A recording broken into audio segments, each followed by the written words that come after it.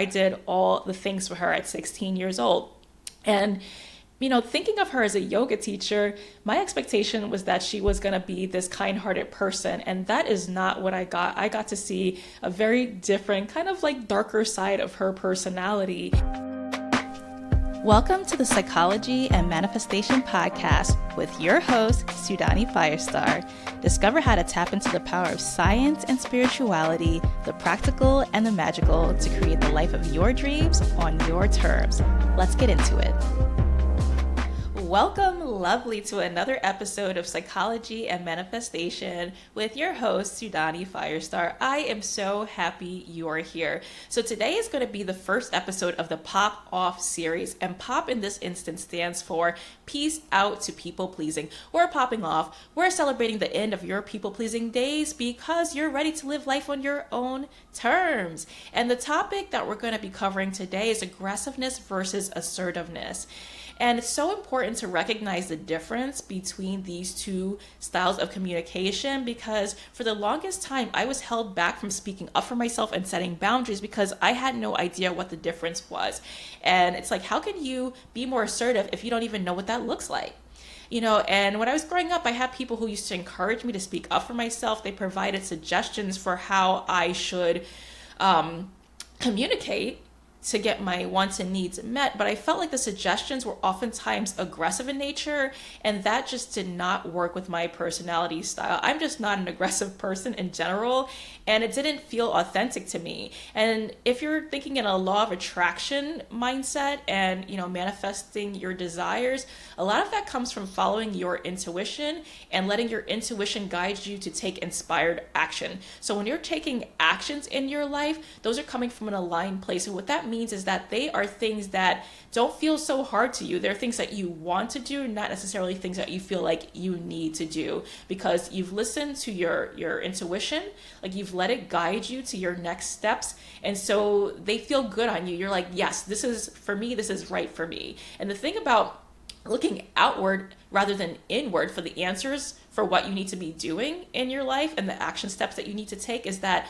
if you're just looking to society for what you need to do, oftentimes you're not going to like that advice. It's not going to really suit you. You don't just need to do certain things just because it's what everyone else is doing, because that might not be right for you. So even when you're listening to my podcast, you still need to listen to your intuition. And if there's something that I'm recommending for you that just doesn't fit right with you, and I'm not talking about fear, like if you're just scared to do whatever I'm asking you to do or recommending that you do, then you need to lean into faith over fear, because fear can hold you back from accomplishing so many of your life goals. So I'm not talking about fear. Let's put that aside. I'm talking about things that feel icky, like when you check in with your gut, it doesn't feel right. Like if you ever get that sensation, then you need to listen to your belly brain. You're not just doing things just because your friend, your family member, your, a colleague, probably not following what strangers tell you to do, but if something just doesn't feel right to you, don't try to override your intuition just because,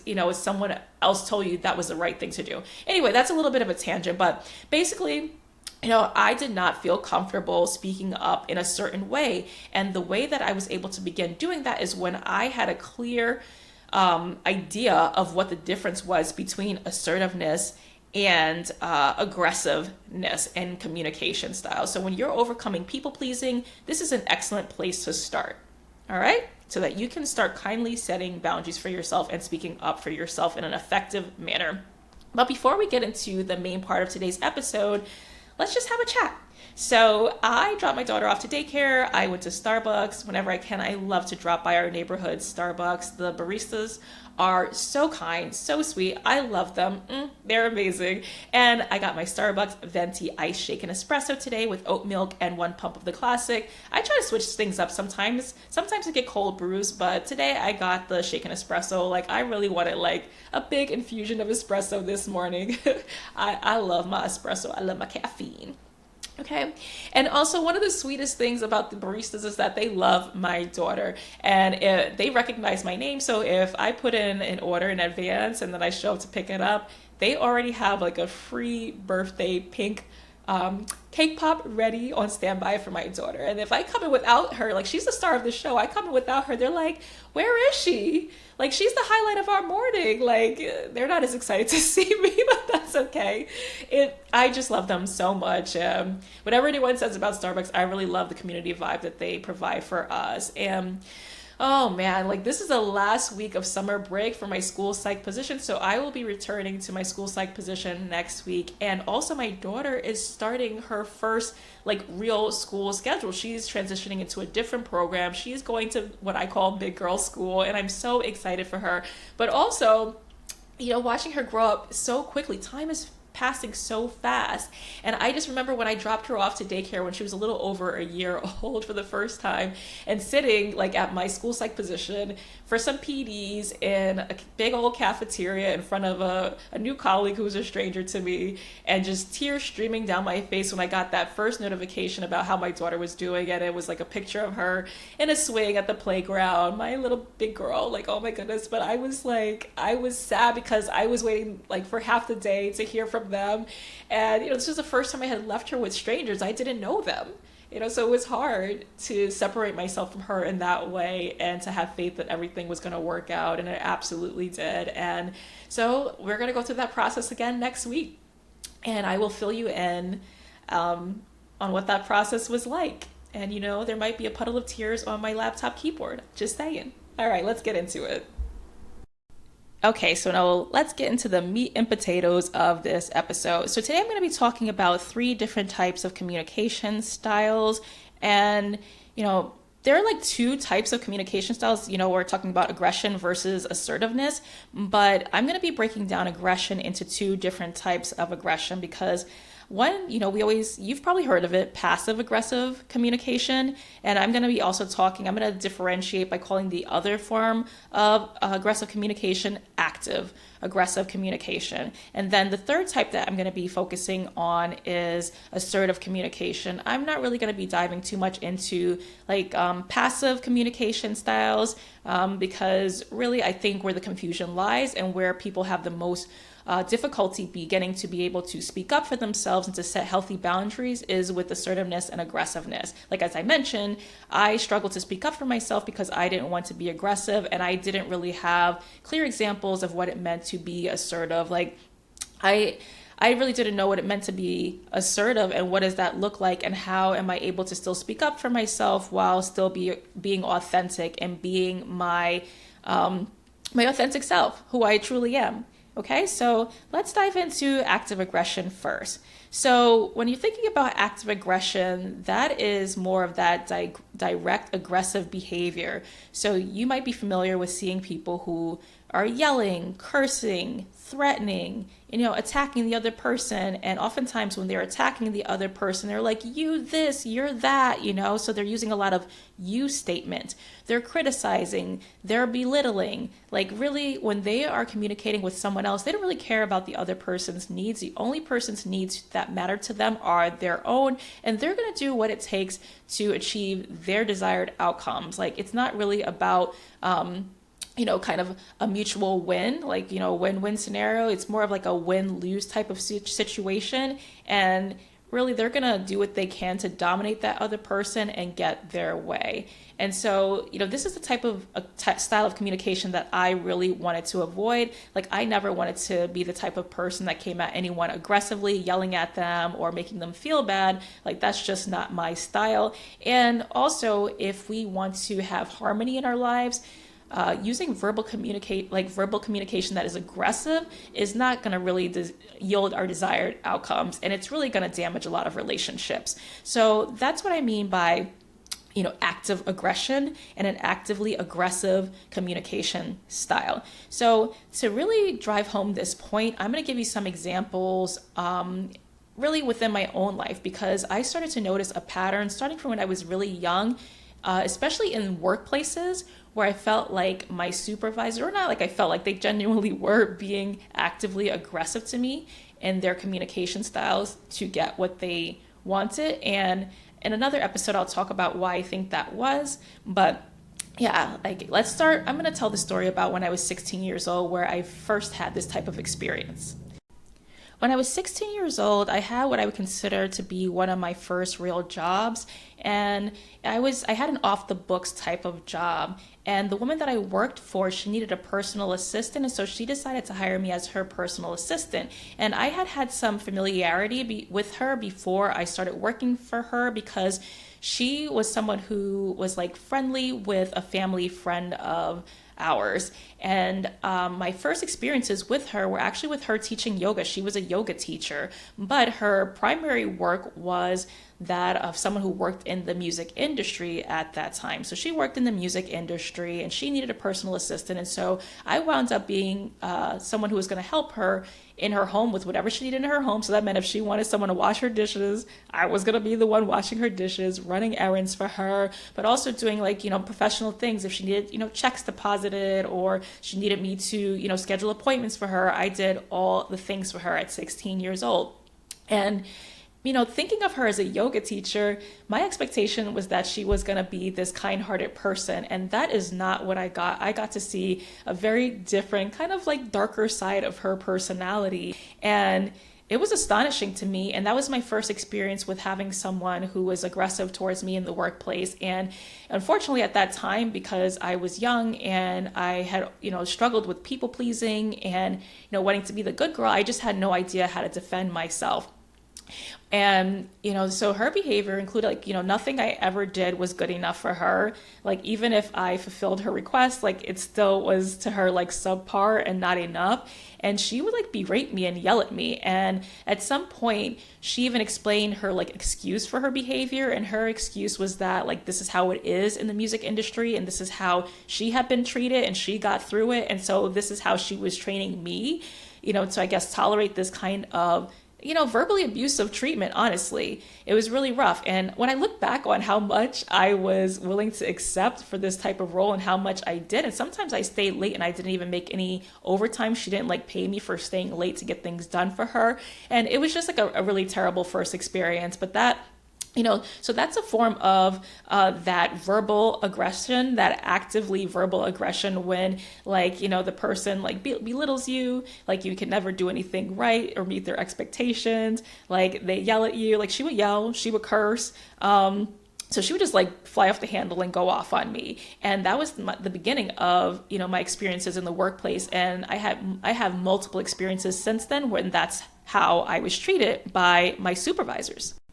And at the end of our time together, I did wind up writing a letter. I think my mom was like, you should really write her a letter about, this experience that you've had. And, even if you don't want to tell her directly, verbally, you should like give her this letter to let her know what your experience was like. And, I chickened out. I never did give her that letter, but I should have. I really should have spoken up for myself. But again, I didn't really know how to assert myself, how to speak up for myself, professionally and, without fear. Like I was very scared. Like I just really didn't know how to speak up for people who were being verbally aggressive towards me. And, that's something that perhaps we can get into in another episode about being able to speak up for yourself without being fearful. So that's an example of that active aggression. So passive aggression, that can involve things that are subtler. And passive aggression or passively aggressive communication styles, they can be verbal. That can consist of being like sarcastic, making shady remarks. But passive aggressive communication is more indirect. Like it's hostile in a subtle way. And it can also include just actions, like where people do things to sabotage other people or to undermine other people. And it's subtle, so it might not be quite as easy to prove because the person is not being direct. So they're like expressing their displeasure and their dissatisfaction in an indirect way. They're not really being clear about how they feel.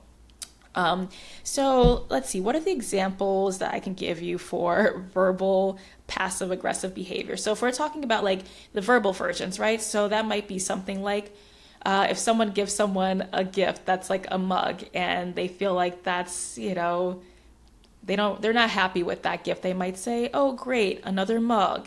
And this actually happened, and the person that made the remark wasn't the recipient of the mug. It was like one of their colleagues who was just like making this sarcastic remark like, oh great, another mug, like, you don't need another mug, like that's such a shitty gift. Right?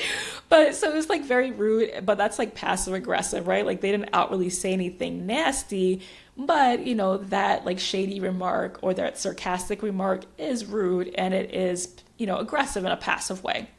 Or this is another example, just like modified a little bit, but it's like, oh, Miss Thomas, so nice to finally see you. I forgot you were here. So that's like, and that's another true story where like a supervisor obviously knows that you come to work because you have to lock I guess, what do you lock in your time, track your time. So they know when you're present and when you're absent. And obviously your work is getting done, but because they feel like you haven't been present enough, like they haven't really seen you often, they just kind of want to point out to you like, oh, I feel like you don't have a significant enough presence here. So like, yeah, so nice to finally see you. I forgot all about you, right? So that's also passive aggressive. So you're expressing your displeasure, but not really getting to the point and being honest about what it is that you're really upset about, right? So you're trying to stick it to someone without just outwardly like yelling at them or telling them off, okay? And so then in terms of like an actual example of this, like of passive aggressive behaviors rather than verbal passive aggressive statements. So I have another workplace story. Let's story time again. So when I got into that place where I wanted to assert my boundaries and set healthy boundaries, start speaking up for myself so that I could be a happier and healthier version of myself, I remember, first trying to speak to a person who actually was playing good cop and like presented some information to me that was like manipulative, like it wasn't accurate, but they wanted to act like they were being on my side, like, hey, I'm just giving you a heads up that these people are upset about this, like, so between me and you, like, I'm just giving you the heads up that you need to work on X, Y, and Z. And then I spoke to the actual people that this person was referring to, and none of them had any issues with me. So it's like, okay, like, so you're like manipulating me to get your way, but these things are not actually true. So there was this person on a team who was playing good cop, acting like they were my friend for the longest time, but underneath it all, they were being manipulative. And then someone else on their team was the bad cop, the actively aggressive person, right, who would just be like verbally just like chewing me out and like going in on me. So this other person, like eventually, because I was like, I just don't know what to do, I wound up calling like a team meeting where I had one of my higher ups, one of my supervisors get involved. And, we had the bad cop like going in on me. It didn't matter that there was a higher up in the meeting, like they still didn't care. And they were just gonna like belittle me and tear me down in this meeting, which was wild to me. And then, we had, good cop in the meeting who really didn't say much, but then I did notice a change in good cop's behavior following that meeting, and throughout the rest of our time working together, I just noticed behaviors that were clearly trying to undermine me and sabotage my work, but the person never outwardly said anything, and no one else actually said anything, but I found out later on when I wound up moving on from that particular role and that particular team, like the person that filled the role after me wound up telling me, hey, this person admitted to me that they were, telling people not to work with you and, not to do anything to get the work done with you. So I found out ultimately the truth came out, and I learned that this person was trying to sabotage me. But even in the moment, I knew it was happening, right? I would receive invitations to meetings that I should have been a part of like 5 minutes before they started, like, at the very beginning of the workday. And so it really didn't give me any time to prepare. And so I just didn't even attend those meetings, because it's like, if you're not giving me advance notice, like, I'm not going to like drop everything that I'm doing and like, quickly and like, anxiously get on a call and be like embarrassed, where maybe I'm supposed to be actively participating in this meeting and I haven't had time to prepare. So, I just ignored those requests. But again, that's passive aggressive behavior, like, not communicating in advance that you're inviting someone to a meeting and that they need to be ready for it. That's messed up. And so then also like, I would invite these people to my meetings, and this particular good cop person wouldn't come to any of my meetings, even though they were kind of a required member. But, I found a way to fill that role without them being present. And I'm trying to think, was there anything? Yeah, so things like that. And also, again, telling other people not to work with me so that, my work would be undermined. But thankfully, there were still people on that particular team that just, followed through and did their job, even though that person said not to work with me. And I'm really grateful to those people. So that's an example of passive aggressive actions that are subtle. It's not like I could have gone to HR and whined and been like, oh, this person invited me to a meeting 5 minutes before it started, because that person could always have an excuse for why they did that. We scheduled the meeting late, or, oh, we forgot that we needed her there. There could always be an excuse, and it would be really hard to prove that this person was sabotaging me or being aggressive, but clearly they were. Okay, so then let's get into the juice of the episode, right? What you really need to know about assertiveness. So assertiveness is kind of that healthy medium between aggressive communication and passive communication styles, because you're able to still continue to be respectful and professional while also clearly stating your boundaries and also getting your wants and your needs met. Okay, so assertiveness involves more I statements. So when you're communicating your wants and needs, you're focusing more on yourself and where you stand and what you need, and you're not using a lot of you statements to kind of blame the other person or criticize them for their actions. So it's more about you. It's it's me, not you, right? Something like that. Okay, and your style of communication is clear, right? You're being clear. You're stating things as clearly as possible. You are direct in your communication, but you're also considerate of the other person's needs, and you're trying to find a healthy balance and medium without letting that other person overstep your boundaries. But you also want to try to be as flexible as possible too, right? Again, within reason, because you're a team player and you're considerate, and it's not all about your needs, and you don't give what about the other person's needs. Okay, so you're also being upfront and honest, right? So you're saying yes and really meaning yes, and you're saying no and really meaning no, and saying no without feeling guilty. Okay, so here are some examples. So I'm going to use an example. Again, I'm using a lot of workplace examples, but you can apply these strategies to other areas of your life if you feel like there are other areas of your life in which you need to set boundaries. So I'm going to use an example of you have, say, you work for an organization or a company, and your job description or your contract clearly states your hours of operation, when you are required to be in the office. There are some job descriptions which say that occasional nights and weekends are required. But if you have a job description or you have a contract that does, either clearly states that these are your work hours, or a job description that does not explicitly say that you're required to be working nights and weekends to fulfill work demands, then you are not required to do that, and you can push back on that and set boundaries around that. Okay, unless someone actually has a direct conversation with you and says the needs of this position have changed, and we're going to be needing someone who's available to work on nights and weekends. And then, if they're being, open, they're, sharing open communication with you, and they're letting you in on these changes that are occurring, that's the considerate and the polite thing to do, because then they're giving you the opportunity to let them know whether or not you're available for that and whether or not that works for you. But if they're not coming to you directly and saying, yeah, we've made this change and now this is what's required of this role, and giving you choices about whether or not you're going to continue to participate in that, or giving you a time frame for when that's going to happen, okay, maybe that's not required immediately, but effective next month, this is going to be the requirement of the job. And then at least that gives you a chance to decide if you're going to stay and continue in this role, or if you're going to move on and you're going to get a different position that works better for you personally, especially if you have a family and you have to meet the needs of your family. But that's the kind and the respectful thing and the professional thing to do in the workplace if the needs of the position are changing, or the needs of the organization or the company have changed, and they need you to come through and, show up differently. So, okay. All right. So back to this, right? So we're in this hypothetical situation. You're in a position where you only work, say you work 9 to 5. Those are your hours. You don't have to work nights. You don't have to work weekends. You work from 9 to 5. And you have someone, maybe it's a colleague, maybe it's a supervisor. Let's say it's a colleague. They send you an email on a Saturday afternoon, and maybe they're expecting an immediate response from you. But if you have boundaries like I do, you're probably not even checking your email on the weekends.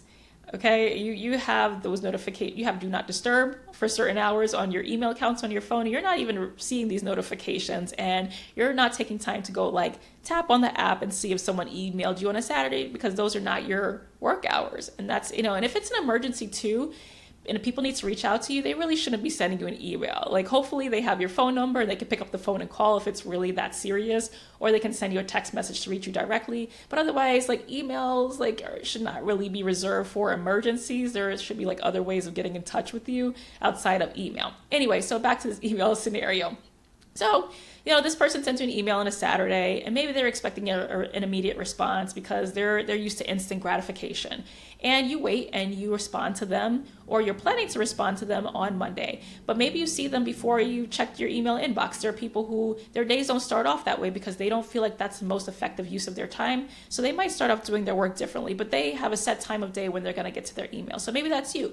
Maybe you have a set time of day, at 10 a.m., this is when I check my emails. I check them once in the morning, and I check them once in the afternoon before I leave for the day. Maybe I'm checking at 10 a.m. in the morning, and then I'm checking again at 3 p.m. if you're working a 9 to 5 position. And so maybe you encountered this person before you had a chance to really get back to their email. They're like, hey, I sent you an email, but I didn't get a response from you. And, so if you're going to be using an aggressive communication style, that might be more like, that's so rude that you sent me an email on the weekend, knowing good and well that I don't work on weekends. So that's more aggressive, right? It's rude. You're criticizing them for their actions, and it's coming across really hostile in the way that you're communicating towards them. So that's the type of communication that we want to avoid. And since we're, overcoming people pleasing here, we're not likely speaking to anyone this way, but I'm just giving you the contrast so that you can understand that this is the aggressive style that we're avoiding. And then we're going to talk about, some other examples of how we can communicate more effectively and respectfully to others. So the passive aggressive response might be something like, right, I'm going to answer your emails on my personal time for free. So, that's hostile. It's not really directly saying, oh, that doesn't work for you. You're not really setting your boundaries, but you are expressing your displeasure in a sarcastic manner, and that's rude, and that's not really going to foster a healthy working relationship with that other person. But it's also not really clearly delineating your boundaries, because that person, when they hear that kind of statement, is probably not going to be focusing on your boundaries or where the lines are. They're probably going to be on the defensive, right? Because now you've attacked them, right? With a hostile or nasty remark and attitude. Again, this is not likely how you're communicating if you're here listening to this episode, but I'm just giving you the contrast so you can understand the differences and understand how you can be more assertive rather than aggressive in your communication style when you start to get the hang of what it's like to stand up for yourself, speak up for yourself, and be more assertive and less of, less passive in your communication style. Finally, it's the assertive response that you're really looking for, and it's more in alignment with who you are. So if you want to be more assertive in your response, you could say something like, I don't typically work on weekends, but I'm certainly happy to help in any way I can now that I'm back in the office. I usually respond to emails around 10 a.m., and I'll be able to get back to you before the end of the day. Does that timing work for you? And the reason why I'm adding in that question at the end is because you're allowing some flexibility, because, if you are able to answer their email sooner than 10 a.m. because it works with your schedule, that would be, great. If this person has a deadline that they're trying to meet and maybe they're anxious about being able to meet that deadline. And so you want to be considerate and a team player if you can be, and it's not your way or the highway. So adding that question in, if you really are able to accommodate the request and get to a little bit sooner, or if you have a large amount of emails and, maybe the others aren't urgent and you can put theirs first, you're allowing a little bit of flexibility there to accommodate their request if you can do that. And it's important to note here that when you're communicating assertively, that your tone really matters. So you can say the exact statement that I just said and maybe use an edgier tone that seems a little bit more annoyed. So you want to at least make sure that you're in the right state of mind, that you're calm, you're feeling cool, you're cool as a cucumber, and that you're not irritated by this person's request. And most likely, if you have already been setting healthy boundaries all along, you're probably not going to be irritated. Like, I mean, I know this even from being a parent and learning about how to communicate effectively with my daughter, that the times where I might be more irritable or triggered are the times when, my boundaries have already been crossed, or I've been having wishy-washy boundaries. So my irritation level is already escalating. So it's important to really, again, engage in the self-care. So if you want to go back to my episode 1 of the podcast, I talk a lot about self-care there and prioritizing yourself and your own wellness. And so that's really going to help you to be calm, cool, and collected, and to respond rather than react. So you're not going to react with negativity or a hostile tone. You can say, state that statement in a calm, neutral way so that you're not going to trigger that other person or put them in defense mode. So that's it. That's all I have to share with you today. And what can you do with what you've learned today on the podcast? So these are the differences between these communication styles. And to begin effectively speaking up for yourself and kindly setting boundaries, you really need to know the difference. As I stated, in the past, I struggled with being able to be an assertive communicator because I didn't want to be aggressive and I really didn't know the differences and the nuances. And so that, I guess, stifled me for a long time and made it difficult for me to speak up for myself. But now you know the difference. Okay? And so when you're being assertive, you can continue to be considerate and professional and clearly define and state your boundaries. And at the same time, you're able to protect your energy and your physical and your mental health. So these are all the benefits of learning the differences between aggressiveness and assertiveness. And so, as I mentioned before, what can you do with this? I'm going to give you a little bit of homework.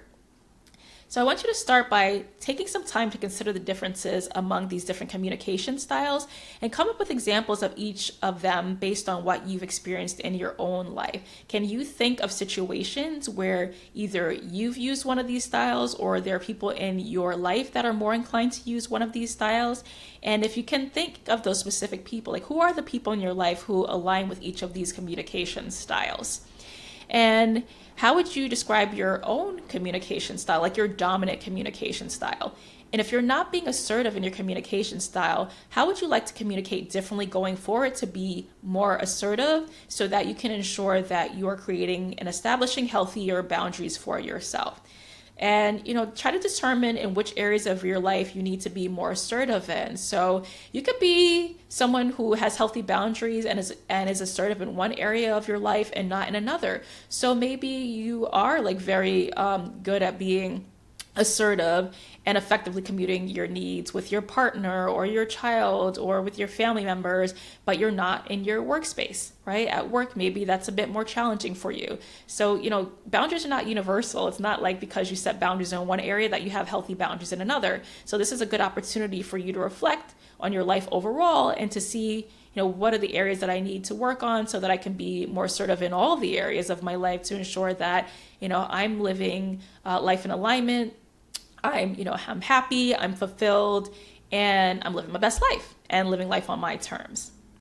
If you need assistance with becoming more assertive in your relationships, whether that's in your personal or your work relationships, and you're feeling more empowered to take control of your life and to live life on your terms, this is something that I focus on in my one-to-one coaching sessions with my clients. We work on getting clear on what it is you truly want in your life, who you need to become, the steps you need and want to take to achieve your goals, and how to overcome any obstacles that get in your way. And a part of this process, as I mentioned, includes being a more assertive communicator and setting healthy boundaries as needed to increase your happiness and fulfillment. So if you want to reach out to me to inquire about one-to-one coaching, you can send me a DM at Sudane Firestar on Instagram. That's it for today's episode. Thank you so much for listening. And if you got any value at all from this episode, please leave a 5-star review, because when you rate and you review the podcast, that allows me to reach so many more people who can benefit from the information I'm sharing here. And I look forward to connecting with you again on the next episode. In the meantime, as I mentioned before, you can find me on Sudane Firestar on Instagram. And you can also join my email list, and I will be providing the link in the show notes. Until next time, love you. Bye.